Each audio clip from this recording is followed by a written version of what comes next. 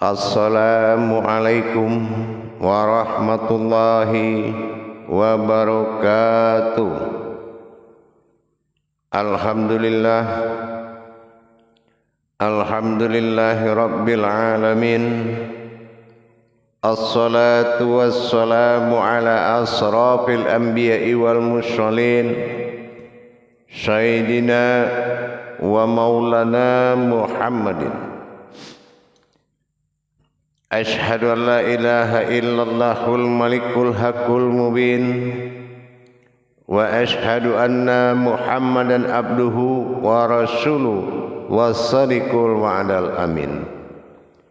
Allahumma salli wa sallim wa barik wa karim ahzanu nabil karim indinil lazi min jamalika wa innal lazi min jalalika wa innahu min kitabika wa tahirin wal mujahidina amma ba'du ibadallah. Bersyukur kita kepada Allah dengan mengucapkan alhamdulillahi rabbil alamin atas segala limpahan karunia rahmah dan hidayahnya, serta dengan izinnya juga kita dapat menjalankan amanahnya, beramal dan beribadah zahir batin dunia dan akhirat. Bersalam kita tidak akan pernah kita lupakan. Marilah sama-sama kita sampaikan, kita panjatkan kepada junjungan kita Nabi Allah, Nabiul Akhirul Zaman, Rasulullah Muhammad sallallahu alaihi wasallam. Atasnya kalimahnya kita kalamkan dengan membacakan Allahumma sholli ala sayyidina Muhammad wa ala alihi sayyidina Muhammad. Alhamdulillah bertemu lagi dengan saya, Guru Mursyid Syekh Nur Muhammad Buya Irwan Maulana Al-Khalidi Sumatera Barat, dalam makom majelis zikir Ma'rifatullah, tentunya dalam naungan Yayasan Islam Hidayatul Mubarakah Indonesia, terutama pada syiar YouTube Buya Pasaman Timur. Insyaallah kupas tuntas selalu berbagi wawasan dan ilmu pengetahuan tentang hakikat, rahasia, ilmu, amal dan ibadah, demi meningkatkan iman dan takwa kita kepada Allah, tentulah dengan belajar. Para hadirin, para jemaah kaum muslimin dan muslimat dimanapun berada, rahimakumullah. Hal yang sangat penting kita sadari di dalam kodrat kehidupan diri yang terkait penuh dengan Allah, tentulah kita harus mencapai titik kesadaran. Apa yang dikatakan titik kesadaran? Bukan orang sadar itu berarti ada kesadaran. Kesadaran itu adalah mutlak sebuah pengakuan dengan iman yang tulus dan ikhlas tentang apa yang menjadi keputusan Allah pada sebuah wujud bernama diri. Sebagaimana yang kita pernah pahami selama ini, pokok dari wujud kerahasiaan itu sebetulnya tertumpu kepada diri, bertolak lagi kepada diri, dan terarah bermuara juga kepada diri. Diri adalah suatu tajalli yang telah dihikayatkan oleh Allah mutlak. Man arafa nafsahu wa qad araha rabbahu. Jadi pencarian diri ini betul-betul harus dirinya, bukan diri kita. Nah, mendapatkan dirinya dalam pandangan dan kesempurnaan pandangan berma'rifatullah kepada Allah, tentunya kita harus tahu diri mana yang menjadi pokok daripada segala kehidupan. Karena diri ini ada tiga, seperti yang pernah kita sampaikan. Diri yang didirikan bersifat nurani, jasad pada umul alamnya. Diri yang berdiri bersifat rohani, zat Allah pada arasnya. Sementara diri yang sebenar-benar diri adalah diri yang tersembunyi atau batin, wujudnya dalam napas. Ini kalau yang tiga-tiganya tidak kita paham, maka ini juga akan mendapatkan suatu nilai yang sangat merugi.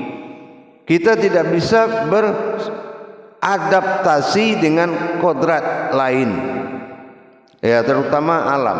Nah, pada waktu kesempatan ini saya akan memasuki satu pertama yang harus kita bahas, yaitu sifat pertama hayat bagi alam, itu umul hayat, induknya di segala hayat, induk dari segala kehidupan. Nah, ini yang dikatakan dengan Nur Muhammad. Jadi dalam pemahaman Nur Muhammad ini adalah wujudnya adalah jasad. Nah, jadi dalam pemahaman ini kita harus benar-benar mengerti apa yang dikatakan ke Nur Muhammad tadi. Nah, ini kalau kita sudah tahu apa itu Nur Muhammad, baru kita bisa menikmati dan menjalankan tajallinya. Tapi kalau kita hanya mendengar dari seorang berbicara bahwasan diri kita ini adalah Nur Muhammad, nah ini dari 3 kodrat yang akan dipelajari. Yang pertama, mana yang dikatakan Nur Muhammad dan apa kaitannya dengan seluruh alam ini. Untuk itu para hadirin dan jemaah sekalian, kita akan melihat kembali tajalli hayat Allah, tajalli asal, ya, tajalli asal atau usul. Nah, kita lihat jasad mewakili sekalian alam sebagai umul kodrat, ya, jasad ini. Nah, ini adalah sudah batasan antara alam kodrat tanah pada alam itu kepada kodrat daging. Ini ada batasan yang mana ini tidak bisa dijadikan satu tajalli, tapi satu sababiyah, satu wasilah, istilahnya sebagai penyebab dan dasar terjadinya. Nah, kita ambil adalah Nur Muhammad. Nah, siapa Nur Muhammad ini sebetulnya? Kalau Nur Muhammad ini ada 2. Pertama, nur yang selalu memuji sebelum wujud Muhammad itu ada. Jadi namanya Nur Muhammad, nur yang selalu memuji. Ini disebut dengan An-Nuru. Nah, ini beda. Ini memang mutlak alam, sifatnya nurul. Nah, kalau yang berhubungan dengan tauhid, Nur Muhammad itu adalah suatu maujud bagi Muhammad, ya, maujud umul hayat, sifatnya adalah nur. Tapi nur di sini adalah berkodratkan akan diri, akan diri. Jadi nur itu bukan artinya cahaya. Nur itu adalah penampakan sebuah nilai kodrat bernama nur. Ini nilai, ya, bukan penampakan cahaya. Jadi kalau kita melihat tubuh kita, itu adalah berkodrat nur, berkodrat nur, bukan kodrat cahaya. Ini jangan salah mengartikan. Nur ini adalah sebuah wujud yang tidak tersentuh, ya, derajatnya, dan dia bisa memberikan penampakan apapun. Nah, ini yang bedanya nur dengan nurul. Seperti kita, kalau kita marah, kita baik, kita senyum. Nah, ini nur-nurnya banyak memiliki nurin, nurul ala nurin di dalamnya. Nah, ini yang dinamakan Nur Muhammad, bukan Adam. Adam ini yang awal adalah Nur Muhammad. Dia sawut matsani itu, atau kata-kata, ya, kata-kata yang sangat tinggi nilainya. Jadi berwasiatlah Muhammad kepada Adam, yaitu dengan nurnya. Karena Nur Muhammad adalah Adam yang diberikan penampakan. Nah, itu yang dikatakan Nur Adam. Nur dikatakan Nur Muhammad. Jadi kalau kita melihat kepada sebuah perjalanan nur, maka kita tahu nur ini adalah asal usul dari sebuah ruh. Nah, itu. Maka dikatakan nur ini dengan julukan Ruhul Azoma atau sumber roh, asal usul ruh terjadi. Ruh apa saja yang bersifat nabati, hewani, semua bersifat ruh, itu hayatnya adalah Nur Muhammad, nur yang memuji. Nah, gitu. Ini nur. Jadi kalau kita melihat kembali kepada sebuah kodrat yang sangat dimuliakan Allah. Jadi kalau kita ingin melihat kembali mana itu wujud Muhammad, lihatlah nurnya. Nah gitu. Siapa nurnya? Ini yang mewujud ini. Mewujud ini namanya Nur Muhammad. Ya, Nur Muhammad yang pertama. Makanya jatuhnya Adam. Ya, Nur Muhammad yang pertama itu Adam. Jadi dengan kita memahami tajalli sifat alam mencari ruh, ruh mencari nur.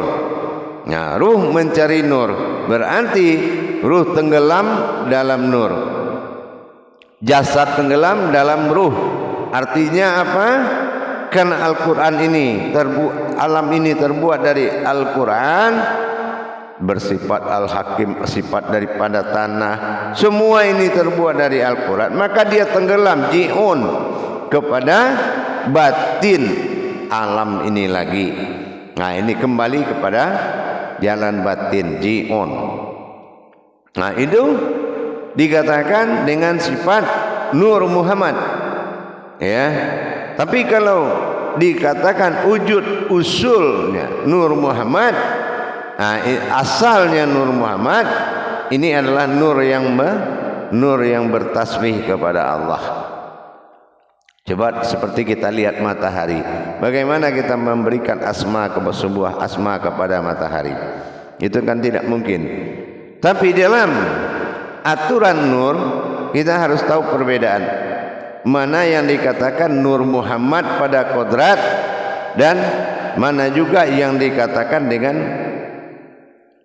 Nur Muhammad pada sebuah hayat. Itu beda, antara kodrat dengan hayat beda.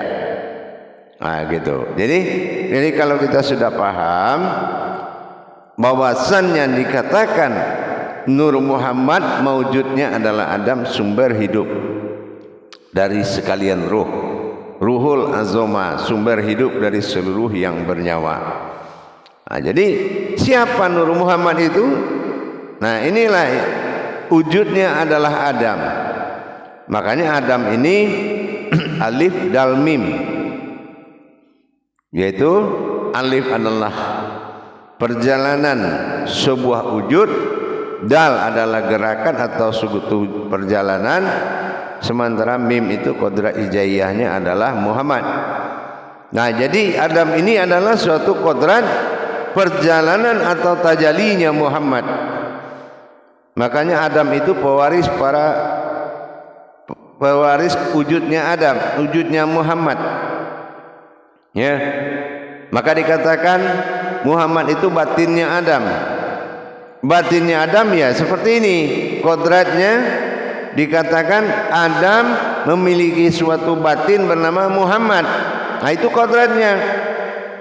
Jadi siapa batin Adam itu? Muhammad. Maksudnya apa? Siapa yang tersembunyi pada Adam adalah Muhammad. Mewujud dari Muhammad. Nurani, semua itu dari Muhammad. Itu nurnya Muhammad. Nah itulah kita. Itulah wujud kita ini.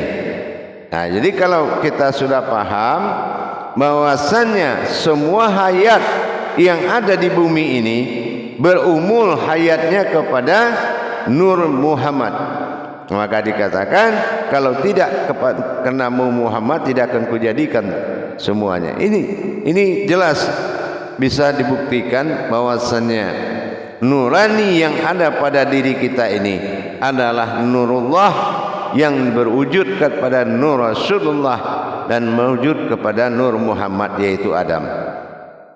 Jadi Adam ini adalah wujud nur dari Muhammad. Jadi kalau kita ingin melihat mana sebetulnya batinnya Adam, karena batin itu setiapnya batin adalah sifat nyata. Nah makanya kita lihat mim kepala, hadada, mim perut, dal kaki, ini adalah suatu kodrat yang bernama Muhammad. Tapi karena Muhammad ini sebuah hayat Allah, ini dinamakan Rasulullah, maka penampakan pensaksian diberikan kepada sebuah hayat bernama Adam. Karena dalam pensaksian Muhammad Rasulullah, aku bersaksi Muhammad itu Rasulnya Allah.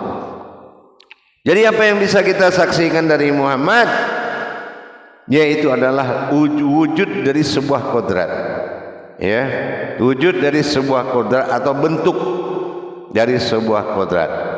Seperti tulisan Muhammad itu sama seperti manusia yang dalam kandungan, yang masih tidur dalam kandungan atau berwujud. Itu yang dikatakan sebuah Muhammad pada kodrat Adam yang pertama. Jadi yang Nur Muhammad itu adalah sebuah wujud bernama Adam. Nah, jadi Nur Muhammad adalah sebuah wujud berasmakan Adam. Artinya wujud yang pertama. Nah, itu kita ya. Jadi bernama wujud yang pertama.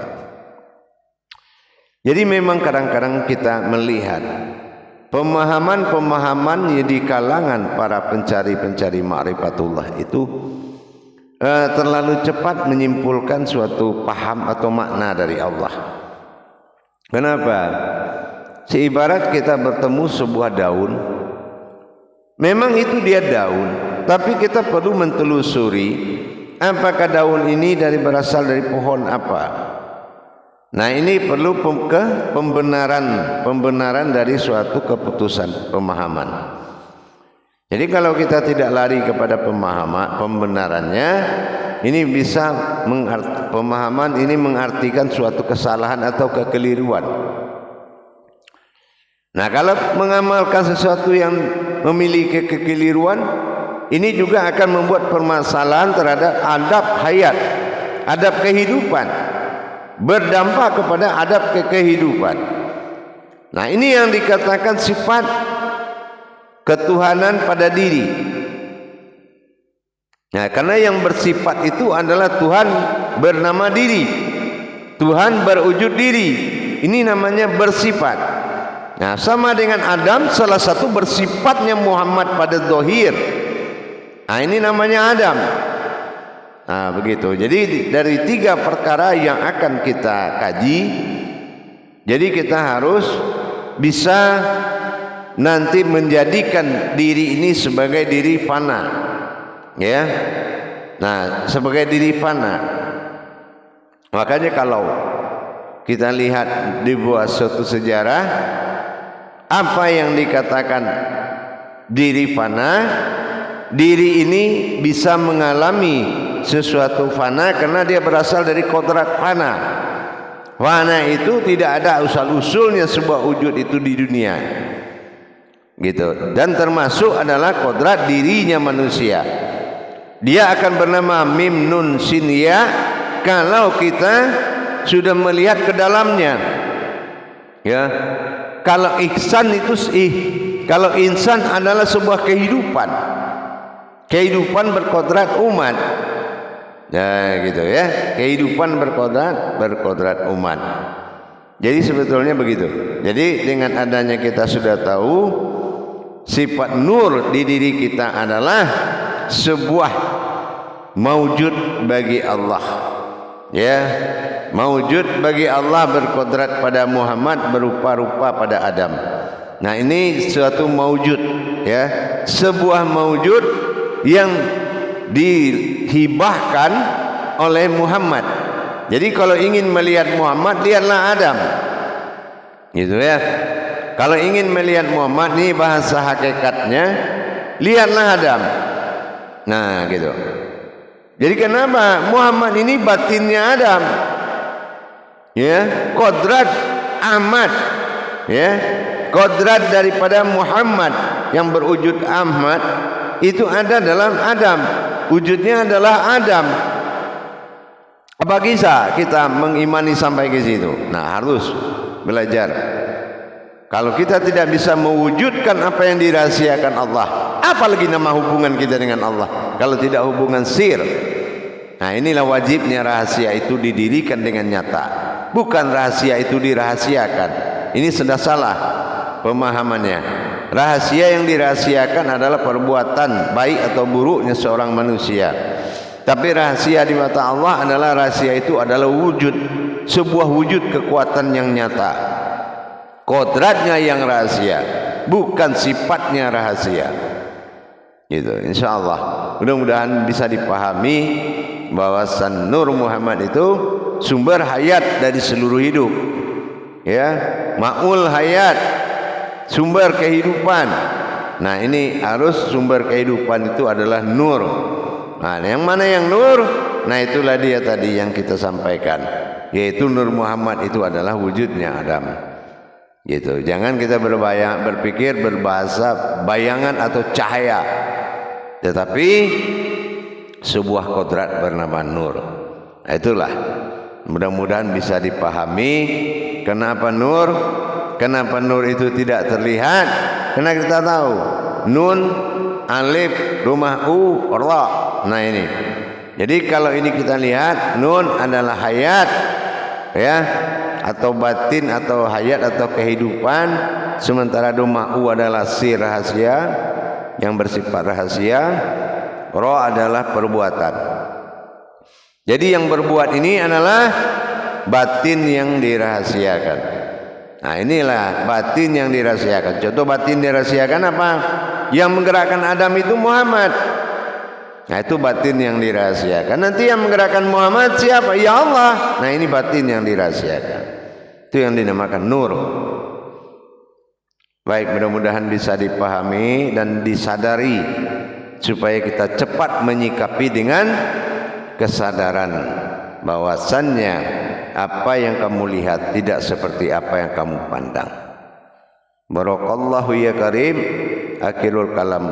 Assalamualaikum warahmatullahi wabarakatuh.